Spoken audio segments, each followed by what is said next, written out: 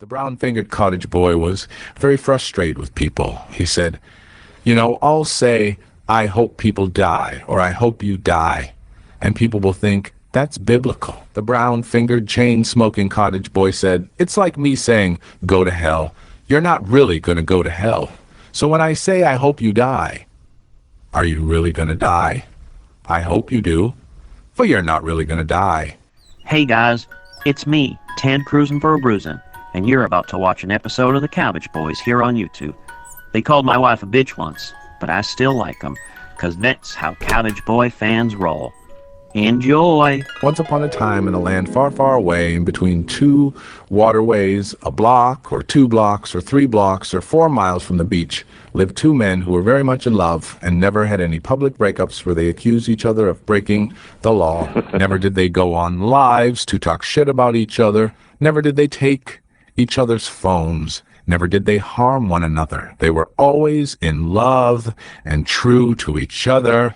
Despite not having jobs and being well into their 40s, these men enjoyed staying up until all hours of the night and early morning to make lives where they yelled at women and called them sluts and fat and bitches and cunts. The brown-fingered cottage boy had the hardest of time sleeping, so he'd stay up until all hours of the night, smoking cigarettes and drinking Coca-Cola Classic by the tiny swig of his pursed, angry lips. He screamed and yelled till all hours of the morning, fuck you, so-and-so, and fuck her too, and you're fat, Jenny Craig, and all of the above.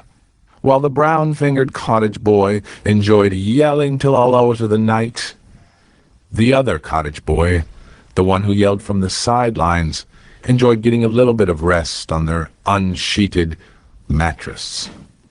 However, he didn't get much sleep this weekend. He was awoken from his boxer brief-wearing slumber by the brown-fingered cottage boy who rushed in their bedroom and said, wake up, Greg, the police are here. And Greg popped off the mattress with his moose knuckle showing and headed to the front door while the brown-fingered cottage boy yelled, give me a mask, give me a mask. And Greg opened the door as the brown-fingered cottage boy said, shit. The moose-knuckled cottage boy then proceeded to do his charming way of heart-handing the police with words by saying, hello, fellas, how can we help you? The police proceeded to tell the cottage boys that there had been a complaint called to them that there had been threats made on the internet by one of them, to which the cottage boys explained, we are very popular bloggers with a huge following and we are being harassed, sirs.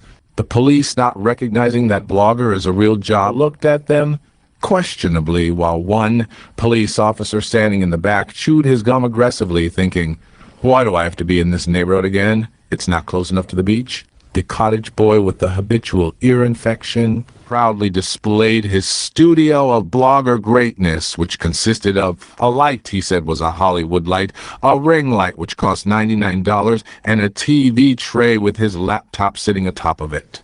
This is where I create my magical content, he told the police officers. The police officers humored the teeth-sucking cottage boy.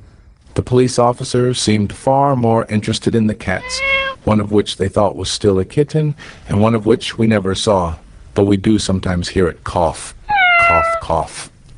As the brown-fingered cottage boy went off on a rant that nobody seemed to care about, the moose-knuckled cottage boy and the police officer spoke about the kittens lovingly. When the moose-knuckled cottage boy said that one of the cats they thought was a kitten was actually 6 years old, the brown-fingered cottage boy burst into the conversation, interrupting his own rant, and said, he is 8. He is 8 years old, he corrected the moose-knuckled cottage boy, and most likely then gave him the look he often gives him with his side eye every time the moose-knuckled cottage boy says something he doesn't like or which is not in the script that he has him read in a car outside the hospital while he stands outside of the car. The police officers then continued to pay attention to the cats, asking if they could go outside, to which the moose-knuckled cottage boy says, yes, sometimes he can go to the stairs, but don't worry, he won't run away. But the brown-fingered cottage boy ponders out loud what he thinks the police could possibly do to find out who possibly might be calling the police and doing welfare checks and saying that he's threatening people on the internet, which he's not, but he is. The brown-fingered cottage boy is clearly upset as he recalls to the police officer all the times in which the police have been called erroneously or erroneously to his beautiful cottage that he loves. The cottage that has the box span sitting on the floor collecting beautiful, wonderful molecules of dust and germs and cigarette smoke. The cottage that he goes live and says has brand new, beautiful things and people are just jealous of because he lives 1 to 2 to 4 to 6 blocks away from the beach. But then another live says all of this stuff is used or from the Goodwill. The moose-knuckled cottage boy is being showcased as the brown-fingered cottage boy is live on his Instagram for everyone to see that he is in fact not lying and that justice is not being served in his beautiful cottage with the paint chipping from the broken-in door. His hags continue talking about things that nobody cares about in the background of his live while he is live on another platform with the police, finally getting vindication that yes, people are calling the police on him and these are real police. He is yelling about a woman named Amber, despite knowing many women named Amber who he hates. This is an Amber with a last name that starts with a C who he says lives in Utah and is definitely doing this despite the police not verifying it. The police tell them they can call the station in the morning for more information as the hags yell in the back in their hag-like manner. They can get you the receipts right now. Ask them this, ask them that. The hags sure know a lot about the police. The brown-fingered cottage boy slurs his words as he attempts to be a part-time paralegal picking apart the phone call that the police don't really care about. They just want to get it done and over with and close the smoky cottage door. One of the police officers seems to be exceptionally attracted to the hags who lust after him in the chat as they ponder and imagine and have fantasies about what he will do to them or their bank accounts or their cats in their hotbox homes. Top hag Holly White fantasizes about which Prince song she will play while she chains the hot cop up in her basement and performs 50 Shades of Grey, boomer-type women's sexual behaviors on the police officers while Pussy Control plays in the back and she lights a cigarette, picks her teeth, and takes a swig of red wine. After the police leave, the moose-knuckled cottage boy appears to be unhappy as he might have waved a fist and says, "Go to bed. Go to bed, you stink box, go to bed now." He then takes the 6 steps from the front door to his bedroom, falls on the mattress and tries to get back into his slumber, while the brown-fingered cottage boy heads back on the live stream. The brown-fingered cottage boy relives the harrowing experience as the hags in unison say, "It's not fair what's happening. This is so wrong." The brown-fingered cottage boy wonders, why would someone call in a fake report? Why would someone weaponize the police against me to harass me, saying that I threatened someone on the internet just because a little bit before I threatened someone on the internet named ATV who has a channel that I say is dedicated to me? But like I said earlier about wishing people dead, the things I say are just things that I say. They have no truth. They carry no weight unless I need them to push the narrative of my lies. Do you believe me? Do you not believe me? That is the question. Sure, I've bragged about wanting to beat up this ATV gentleman who just joined me on a live so we could outpour each other. No, you're poor. No, I'm poor. No, we're poor. No, you live on the 3rd floor. No, I don't have more than 1 floor. Ghetto, ghetto, ghetto. Yes, I said I would fight him and want to fight him, but that doesn't mean I'm going to fight him. That is not a threat. I fed this man. I gave him an $8 cash app for a Subway sandwich because I care about the poor, which I'm not. The brown-fingered cottage boy doesn't understand how anyone would think he is impoverished. Have they not seen his last couple of lives? He says, "I work so hard. I put in the work. 11 years, sister, brother, cousin, nephew, wives, all the work, 11 years, and I'm here, sitting on my quaint cottage living room floor in front of the coffee table that has a TV tray on top of it, with my laptop on top of that, with no camera in sight but the built-in camera in the laptop, which looks really shitty, but I have 2 lights. 11 years, and you could be me. You too could sit on the floor in front of an IKEA portrait of a bridge to nowhere from 2007. So when ATV comes on the brown-fingered cottage boy's live from his 3-level home somewhere in California, the brown-fingered cottage boy is pissed. How dare he get clicks and views off of me, he thinks and shouts and screams. So the brown-fingered cottage boy begins fat-shaming ATV in the only way he knows how, telling him to eat another Big Mac and offering him money for Jenny Craig, to which ATV says, "I'll take it if you're willing to give it." However, by this time, the brown-fingered cottage boy has already given ATV $8 for a Subway sandwich. There is nothing left in his bank account, and when he gave him the Cash App, you could tell he had never given her Cash App before. Despite being on a live recently, bragging that he is a giver, how he sits every day with a mouthful of semen after pleasing his cottage fella, he doesn't seem to be giving when it comes to money. Oh sure, he's received tons of Cash Apps, but when he opens the app that they call Cash App, he doesn't know how to search ATV's name. He attempts to get out of the $5 foot-long deal he just made by saying, "I can't find you, ATV. I cannot find it you. Where is it you? You must tell it me." To which ATV says, "Put a $sign in front of my name." The brown-fingered cottage boy puts a $sign in front of ATV's name, but refuses to put respect on it as he continues to call him fat and lazy and tell him he lives in the ghetto. "But no, I can say that," the brown-fingered man says, "because my moose-knuckled lover is half blacker, kind of blacker. Talked to someone who was black once upon a time." And this man, ATV, said it about himself. Not understanding self-deprecation, he keeps going on. His hags encourage the fat-shaming and fighting in the chat and on the live stream as ATV attempts to eviscerate the brown-fingered cottage boy, and then he calls one of the panelists a woman.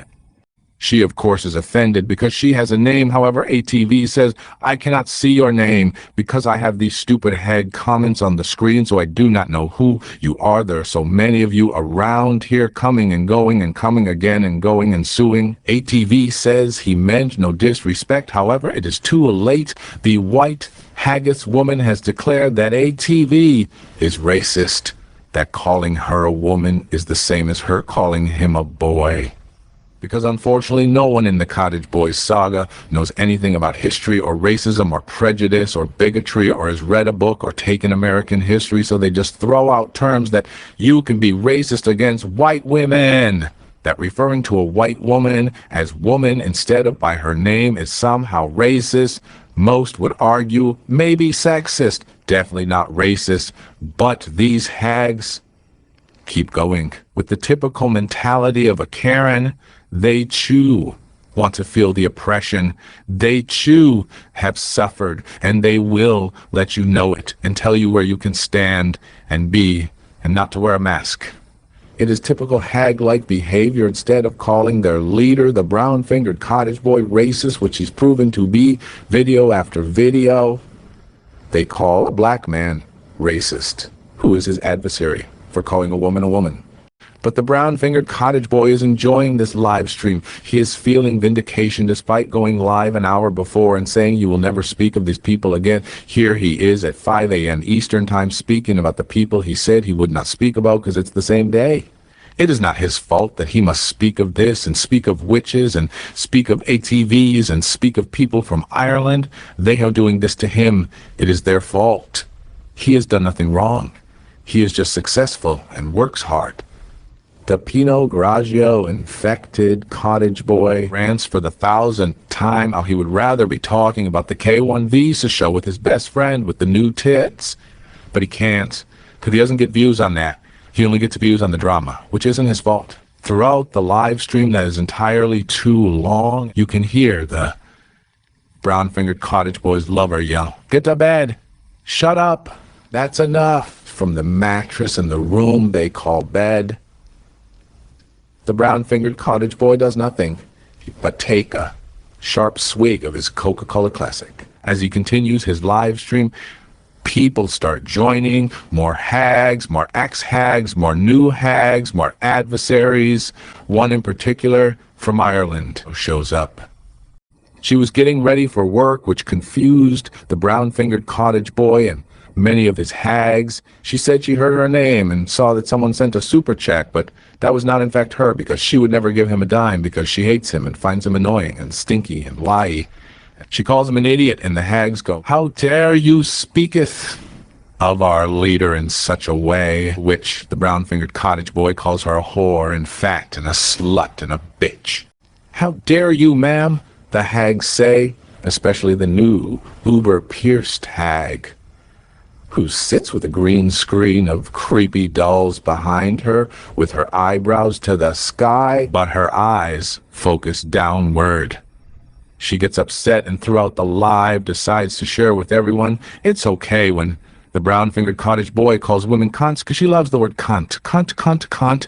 She loves it. This new player in the Cottage Boys saga is interesting and intriguing considering she sent emails to many of the people providing commentary on the cottage saga and drama throughout the year. She loved it. She encouraged it. Email after email was sent to creators on YouTube how much she loved their commentary, and here's some more. Please commentate on this and look how crazy they are. Ha ha ha. But now she's a hag. It doesn't make sense, but then again, most of the hags turn ex-hags, turn hagged again, turn lawsuits, turn hags, turn ex-hags, turn hags, don't make sense. But maybe it's because she didn't like a moderator on one of the channels.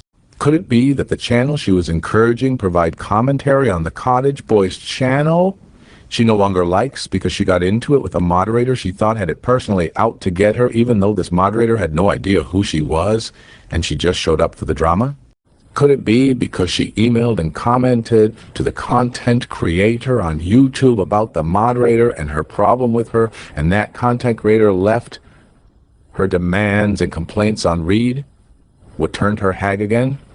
Like how many licks it takes to get to the center of a Tootsie Roll Tootsie Pop? We may never know.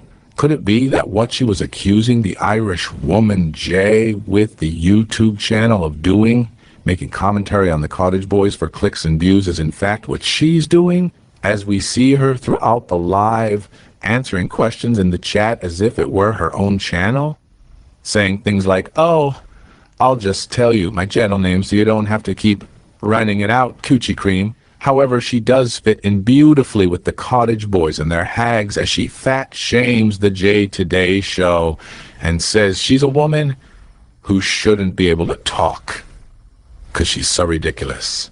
She shares her opinion and encourages silencing women and asks the Irish caller when she has last had dick, to which the brown-fingered cottage boy says it's probably been 30 years, because we all know women who don't have dick inside of them are cuckoo crazy. They'd be the type of woman to be on a live stream calling other women whores and cunts at 5 a.m. instead of cuddling with their dick they so love. The Irish YouTuber who claims to work on a farm, yet the pierced woman with eyebrows to the sky and eyes to the floor asks her if she's there to be milked. Says, "No, I never said I was below the poverty level. I said I can get a free lawyer. In my country, Ireland, a place you've never been or will never go, if you're below a certain socioeconomic status, you can get free legal aid because we're an advanced, progressive country, unlike the United States." But the brown-fingered cottage boy cares not for facts. Ha! Those just get in the way as he continues to poverty shame her. "You're poor, you're the poorest, you're below the poverty level," when he doesn't even know what the poverty level is in Ireland. By this time, the brown-fingered cottage boy is joined by so many hags or hag wannabes that you can't tell who's who because everybody's talking at the same time, and the Irish YouTuber is trying to get ready for work. Nobody has their cameras on except for the brown-fingered cottage boy and the wannabe Elvira. So the Jay Today show gets confused and thinks top hag Holly White is talking to her, when in fact it's a YouTuber called Dear Sing Me a Song at a live and interrupts it when you know nothing what's going on is in fact talking. She thinks it's Holly White, and she hates Holly White. The Irish, possibly British, maybe Portuguese, maybe Finnish YouTuber then tells Holly White to go lotion her hands some more. And what comes next by the cottage boy with the brown finger and the perpetual ear infection and the love for Pinot Grigio and hating on women? You won't even believe. Tune in next week for part 2 of this episode, or just episode 3.